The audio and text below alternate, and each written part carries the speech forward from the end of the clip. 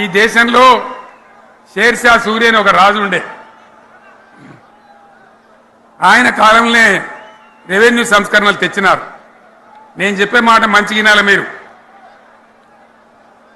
చరిత్ర పొడుగుతో చూస్తే షేర్షా సూరి నుంచి స్వతంత్ర భారతం వచ్చిన తర్వాత ప్రజాస్వామ్య ప్రభుత్వాలు కూడా రైతుల దగ్గర రకరకాల శిస్తులు వసూలు చేసినారు, రైతుల దగ్గర డబ్బులు వసూలు చేసినారు, తహసీల్ రకాలు వసూలు చేసినారు, నీటి తీరువాలు వసూలు చేసినారు. కానీ రైతును చూడాలని వాడు అందుకోలే. భారతదేశంలోనే ఎక్కడ కూడా లేని స్కీమ్. నన్ను వాళ్ళు అడగలే, ఎలక్షన్లలో చెప్పలే. నాకు నేనుగా ఆలోచించి, ప్రభుత్వమే ఆలోచించి రైతు బంధు పథకాన్ని తెచ్చినాం. చాలా బ్రహ్మాండంగా రైతు బంధు పథకాన్ని అమలు చేసినాం. కప్పేయడానికి నేను ఇదే జయశంకర్ పార్లమెంట్లో ప్రతిపక్షాలన్నీ కాంగ్రెస్ గొంతు పట్టుకుంటే అప్పుడు దిగివచ్చి తెలంగాణ కోసం ప్రకటన చేసిన విషయం మీకు తెలుసు. మళ్ళీ ప్రకటన వెనక్కి తీసుకొని మళ్ళా వెనకకు పోయినారు.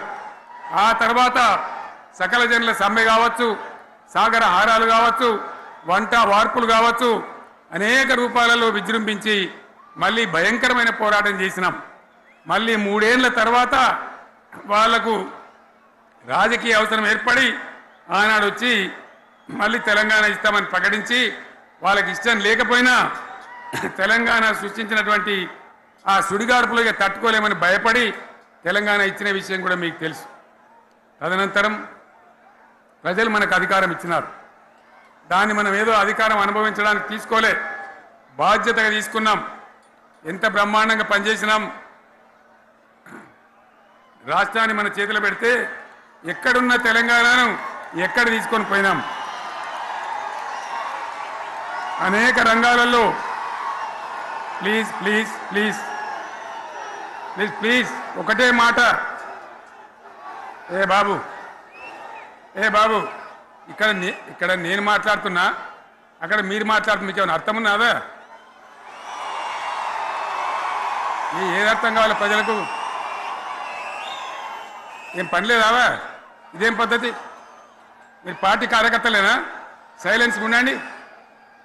అంతమంది నన్ను లక్షల మంది, మీరు 10 మంది ఏందా ఇక్కడ? 10 నిమిషాలు సైలెంట్గా ఉండలేరా? చివరిలో బాగా చెప్తాం, స్లోగా అద్భుతంగా దుంకుదాం, స్టేజ్ ఎత్తు దుంకుదాం.